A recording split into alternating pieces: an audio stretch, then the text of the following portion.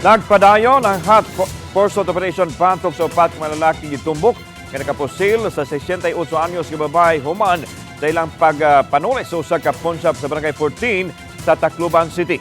Alas 12:30 sa miaging Biyernes sa udto.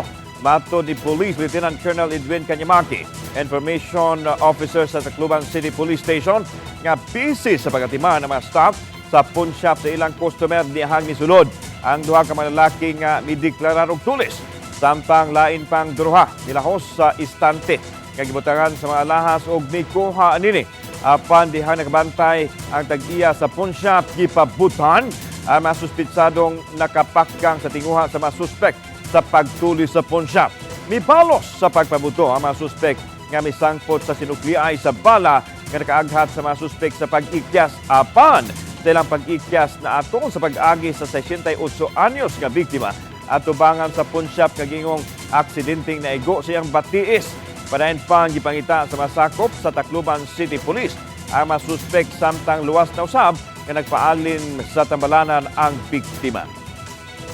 Nagkaroon na ng exchange of fire. At para yung intention nila is para tumakas na agad.